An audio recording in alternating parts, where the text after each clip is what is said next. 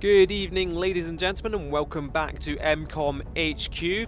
The time is 1:59, almost 2 o'clock in the morning on the 7th of March 2015. That is nearly correct, but as you'll recall, last time we ended with acquiring an alien abduction in Tokyo, Japan, alongside the waterfront. Usually, I'll have prepared a team at the end of a previous video, and we'd launch straight into a mission. But last time was the first video, so here we go. I've gone for a bit of fan service this time. We've got Potato, Mistra, Magical Trevor, Ray the Great, Gob and Gaurav. All rookies. We could select, for example, one of our guys who's been promoted. But this is an easy abduction. Right, it's Potato. Oh, nearly completely forgot who I was sending on this mission. As you can see, our roster here. Our roster is now finalised. We'll scan through it later after the mission. So just before we launch off to the waterfront, I'm going to quickly run through who's equipped with what. As you can see, no sleeves whatsoever. We are all sleeveless because I hate sleeves. But realistically, we've got two choices of armour. We've got attack vest and attack armour. And the attack vest gives you plus 3 mobility. And does it? It's plus 2 mobility, plus 3 mobility, plus 1 HP. The attack armor gives plus 0 mobility and plus 2 HP. So plus 1 mobility. So we're getting 2 mobility for sacrificing 1 HP. At the rookie level, your problem isn't so much taking hits. If you take hits, you're likely to die anyway. What you want to do is flank the enemy to kill them quicker than they can shoot you. And that's what we take tac vests for. It's what we've also taken on some of us SMGs instead of the assault rifles. SMGs, again, you sacrifice damage for mobility. We are going full mobility, apart from on Potato, where his aim of 66 is quite good for a rookie. His mobility is alright. We've also got on this mission, for example, Gob's 69 aim. No jokes please. Ray the Great, low mobility but very high aim. So they're all taking assault rifles, whereas Magical Trevor, for example, mobility of 14. He's going to take an SMG. And apart from the weapons, apart from the armor, we have assortment of equipment already. You can see battle scanner, flashbang grenade here. Battle scanners are extremely useful in Long War. I'd say probably in vanilla XCOM as well. They'll let us see what's coming up, what to avoid. The worst thing that can happen to you in Long War is a bad activation. Battle scanners help you avoid that. We've got standard grenades on Mistra, Magical Trevor. They're going to be the guys running in. They've got the most mobility. They can go in grenade. The guys who are sitting back, they've got the med kits, they've got the battle scanners. And there's also a smoke grenade on Gaurav for when things get really messed up. So we're just going to launch straight in, taking the Sky Ranger off to Tokyo, Japan for our first real XCOM mission. M-Kom. Touching down. We have visual on the mission site. Setting down. Oh. You'll be heading into Japan for the next mission. Alien activity continues to surge within several major cities. Our response is crucial to minimizing the spread of panic. This isn't the worst map we could have gotten for our very first mission, but it's close. This is because Long War at the top corner tells you what type of map you're going to get. You can narrow it down to, like, say, a collection of 3 maps.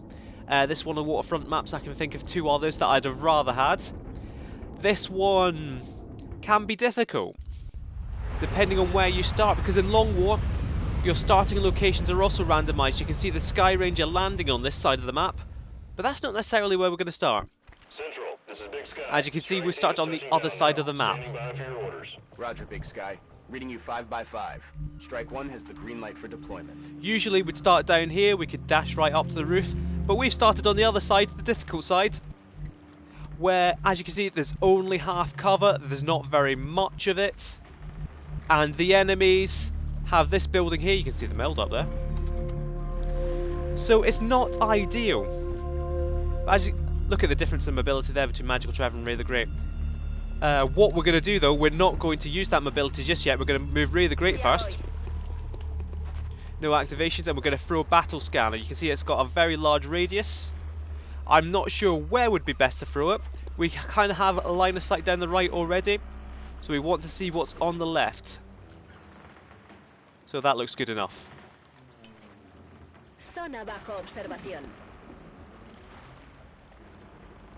No music change, and a quick scan will probably indicate that there is nothing over there. I mean, potentially there could be a pod behind these boxes. If there is, we're in a lot of trouble, but you know, what are the odds? Right, Potato. Heading there now. And head over here. Typically you don't want to move your guys beyond... You want to have a leader who moves first, and then everyone follows behind them in their footsteps so you don't activate. But since we moved Ray not very far, and because I'm recording this for entertainment purposes, Magical Trev's just going to leg it. So it's fine, we can move anyone to within this sort of axis, and there'll be no activations. And we don't even need to be in cover. On the move. Don't even need to be in cover because there's nobody to shoot us. On my way. And I'm just going to overwatch everyone. On the prize. On Overwatch. Hopefully we'll get some kind of indication. Sectoids. More sectoids. But no hint of direction yet. I think it's every 2 turns you get a hint of what direction someone's coming from. So I'm going to move Magical Trevor up again. I'd like to move towards here because you can climb up to the roof. We can leverage the roof like you seen last time. And there's meld up there. That's what we're looking for. That is indeed what we're looking for. The meld. I'll tell you what's so good about the meld later. I won't do anything with his second action yet because it depends on what else is discovered.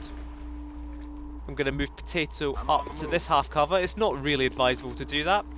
Especially, look, at 4 health. Imagine if Potato just died on his very first mission. Bit of a freeze there. There's just really not many good places to move. Gob should be safe to move up beside Trev. No need to Likewise, ask twice. Mistra. And likewise, Gairav. Orders confirmed. Moving out. The path has been cleared. We don't need cover just yet. Likewise, Ray. Me muevo. Roger that. I got prize. Moving to Overwatch. Ray took a while to get going, but he's there now, and that's what counts. Sectoids up the right flank. Potato is not shifting. We've got one more battle scanner. I'll probably use it this turn. You heard some smashing glass there. It sounded like it was one of the panes over here. But what I want to do is move Magical Trevor over here. He's in hard cover, corner cover both ways. He might activate diagonally through here. Oh dear, there were guys behind there. And the oh dear. Oh dear. Not a great activation. What Magical Trevor has the ability to do is I don't know. This is pretty poor, to be honest. So there were 2 sectors down here, 2 up here. Everyone is flanked apart from Potato. As you can see, Gairav, no, he can't actually get to that flank. It's another square away. Mistra can actually get a good flank off there. So that's what he's going to do. He should get sight on the other sectoid that was over here as well. Right, we're not going to be able to do anything to this sectoid unless we just go sky high and blow everything up, which is, I think, what I'm going to do. Because Mistra can blow the cover, he doesn't need to flank this guy, because once his cover's blown up, everyone else can shoot him, and he might blow up the cover of this one as well. These are the 2 sectoids we have to concentrate on. The 2 up this way, Magical Trevor can just hide from.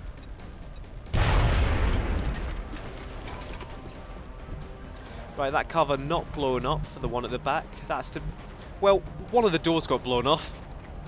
Or did it? Was it always like that? Who knows?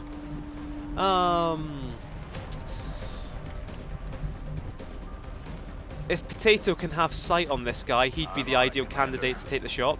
Because there's nothing else he can do. Okay, he can't. I've got to note that he has the last battle scanner. This is the only reasonable cover for Ray. He's going to take the shots. Because he's the highest aim. Sectoid dispatched. So Mistra in half cover, it's not ideal. And we've got nobody else with more damaging grenades. So what I'm considering doing is, we have enough flashbangs here on the whole team. I'm going to move up with Gaurav. And I'm just going to expend a flashbang. Roger that. Make sure that the sectoid can't hit Mistra. A flashbang, as you saw, for that split second, it halves the enemy's aim. And it stops them moving as far. And it also gets rid of Overwatch. Right, so Trev. I still want to move Trev, because despite being flashbanged, even flashbanged flanked a good chance the sectoid will hit him. It'd be a good idea to move him up to the meld, but as you can see, the meld isn't offering any cover.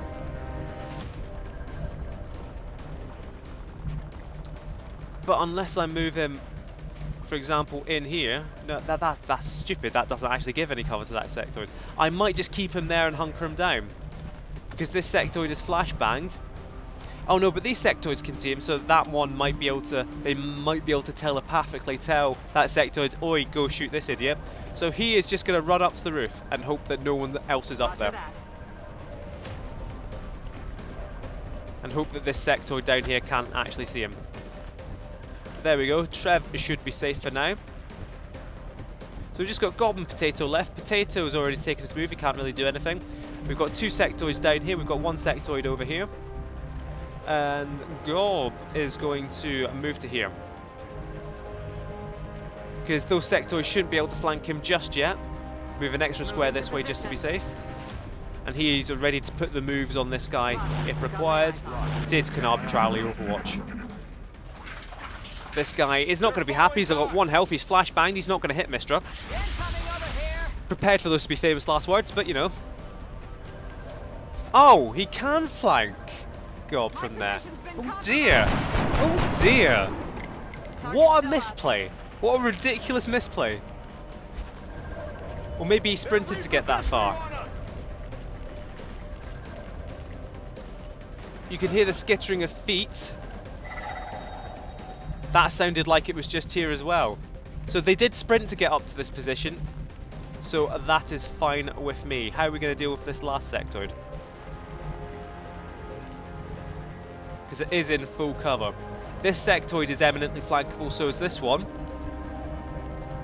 Magical Trevor could jump down and deal with either one of them, but as we heard, there's another pod of sectoids here, and that would leave Magical Trevor well up to flanks.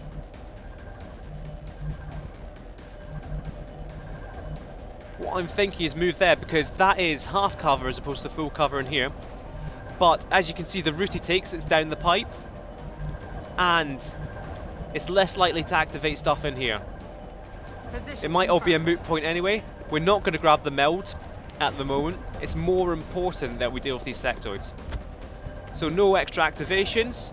94% chance. We've never missed a 94% chance before. Easy. You can always trust a Magical Trevor.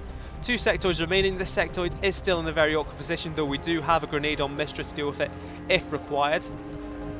It's just this guy. This guy is in half cover, but he has a low profile. You can tell because he's in half cover, but that shield is full as opposed to half, like ours are. And we've got no real good cover to engage from. Again, what we could do, flashbang from Gob. That'll kill its threat. Magical Trevor can move in next time. And we hope we just don't set off the sectoids over here. What's Potato doing? Potato can't really get to any good cover. Moving to position. This might set them off. 21% to hit. Can Potato reach with it? Oh, he can. Potato's going to use that.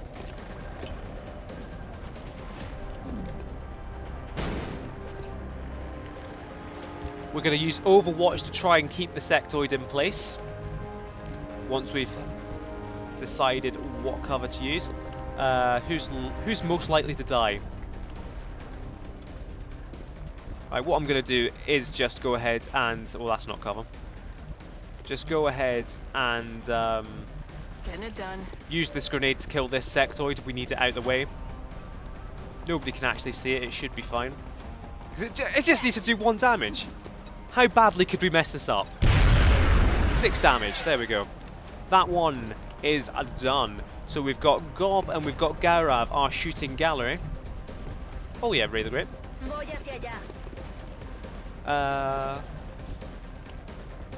I'll leave 2 on Overwatch, try and scare it a bit. Position confirmed. Might as well come round here rather than move forward in case that does activate over there. 24% to hit. Let's take ray shot. That's to be expected. Overwatch, Overwatch. Stay still.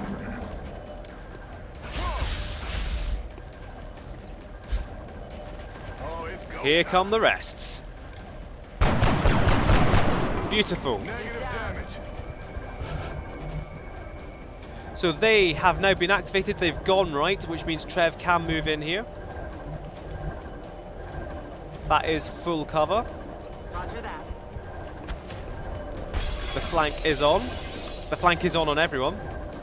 Although it's still only 63%. There's an off chance he could take out that cover. But then who deals with this sectoid?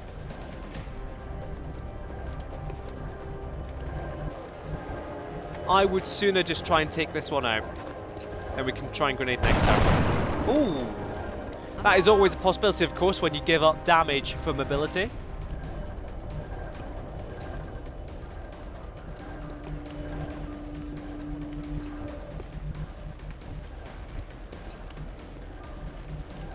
What I'm going to see if Gob can do is move to here and use his flashbang. Ooh, just off.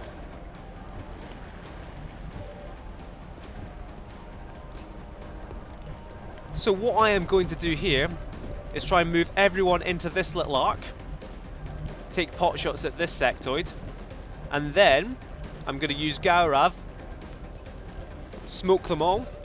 It should help out. Their defense should be as good as they were having, as good as if it was full cover, and that will be cool and good. Because you don't want to leave yourself within sight of 3 sectoids, especially when you've got such rubbish odds to hit them.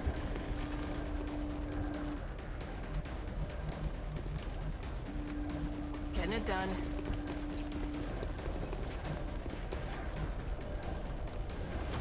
So smoke going up. Smoke's up.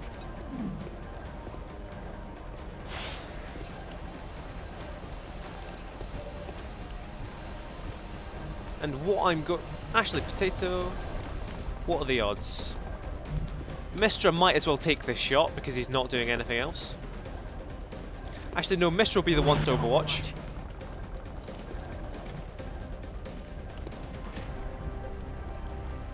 Overwatch.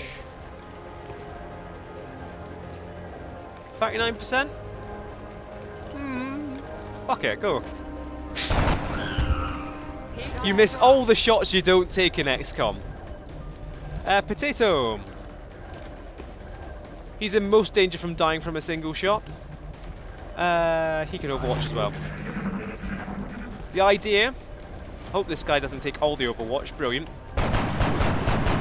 He's retreating. Potato wasn't in sight of him, that's why I Overwatched Potato, so to save an Overwatch shot, to try and intimidate the other sectoid, the one that's a threat to Trev. It's not intimidating, but he's run the other way anyway. And now he's dead. That meld should expire this turn. One more meld remains. Magical Trevor is out of ammo. This sectoid could be on Overwatch. If we're playing ultra cautious, and I have been so far, what we're going to do is a battle scan. To see if he is on Overwatch. Scanning. Move Magical Trevor forward, Magical Trevor will grenade, and then everyone else will move in. He's not on Overwatch. Brilliant. Although I don't think anyone can actually move up far enough to hit him.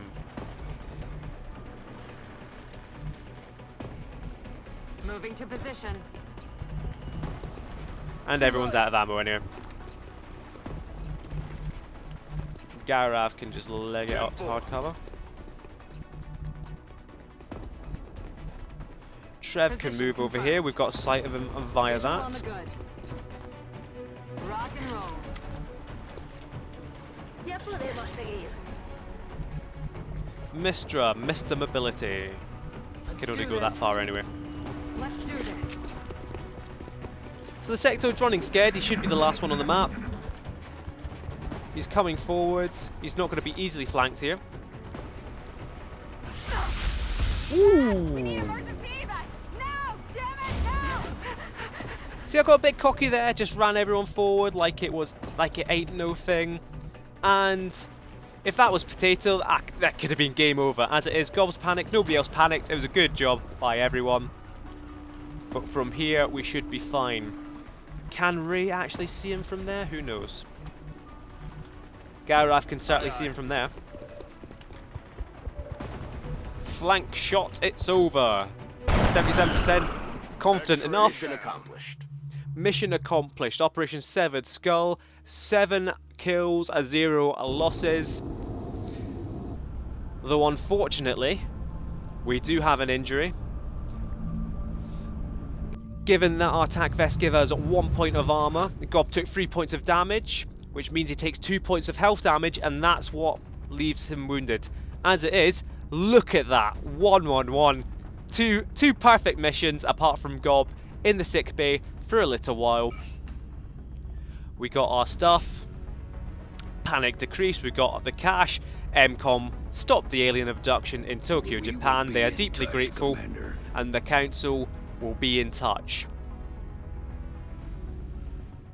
Okay, so we're back at M-Kom HQ, and since nobody's really seen the troops yet, I'll have a quick scroll through the barracks for you while I chat some shit about some Long War basics. Remember, you can request changes to your soldier back at the M-Kom HQ forum thread.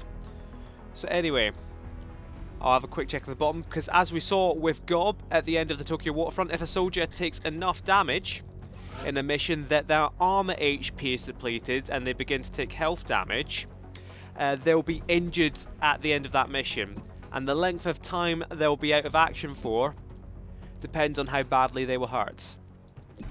So I think there are 3 stages of wounds. You've got wounded, as we saw with Gob, to seriously wounded, when a soldier is left with 1 or so health, to gravely wounded, which is when a soldier is fully reduced to 0 health, but luckily they don't die. They can be stabilized using a med kit on the field. So wounds make your soldier almost completely unusable until they're fully healed. The one exception to this is when you're augmenting your soldier to become a mech, but we're ages away from that, so we can worry about that later. Grave wounds, they have an extra penalty that they will permanently reduce your soldier's will. The will being the brain stat up here. I'll say a bit more about it when I talk about classes and what... Who is that handsome young lass? Brilliant. Look out for this one. So anyway, as we're arriving at the tail end of the roster, I'll tell you about a new system in Long War, as you saw a bit earlier. One of the new core features is the fatigue system.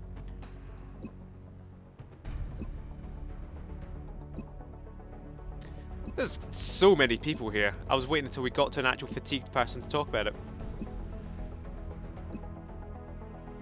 There we go, status fatigued 5 days. So every mission induces fatigue in your troops.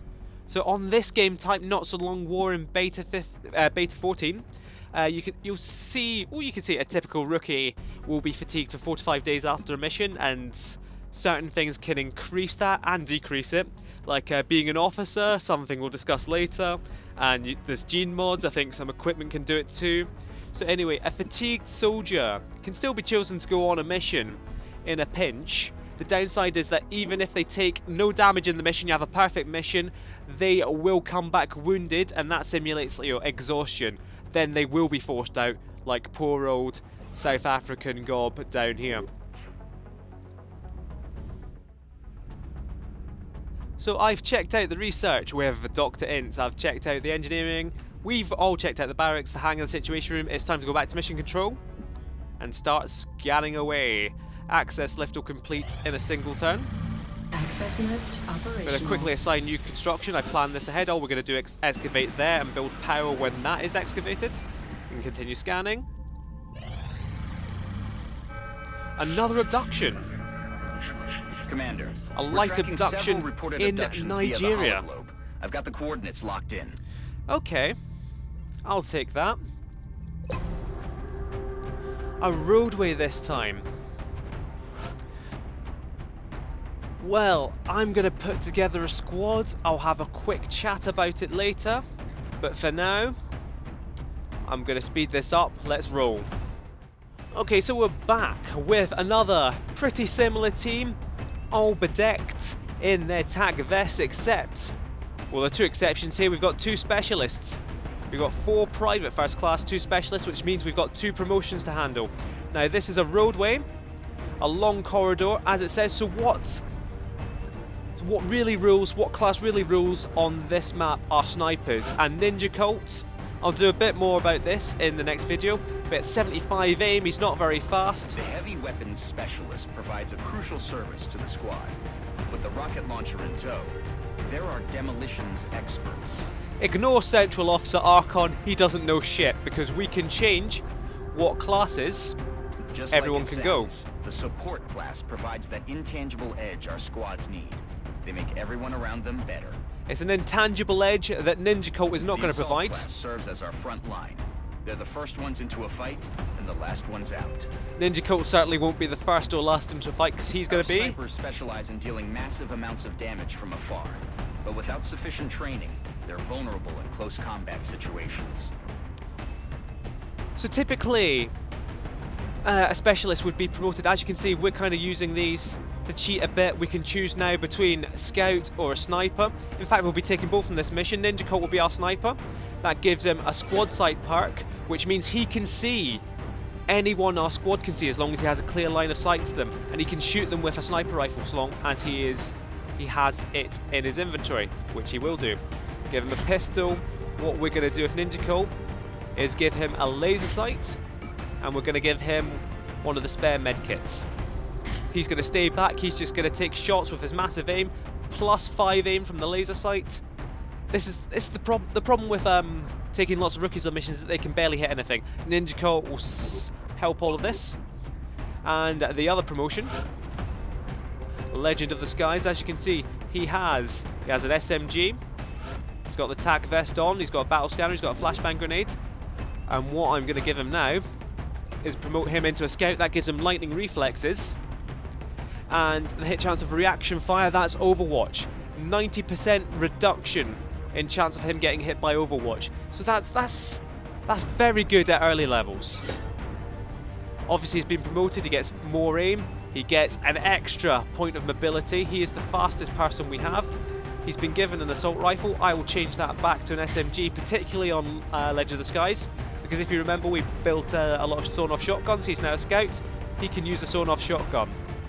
The detriment of this, it does a massive amount of damage. Look, 4 to 8, but 16 plus 4 mobility, 16 plus 3. You lose his mobility for the sake of absolutely being able to blow anything at this early stage to smithereens if he gets up beside them, and he can because he's real fast.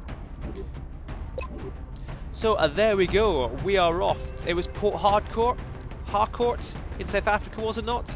We're off to some godforsaken motorway and who knows where. With Ninja Cult, Denny, Yosef, Shay, Legend of the Skies and Katie, we are off.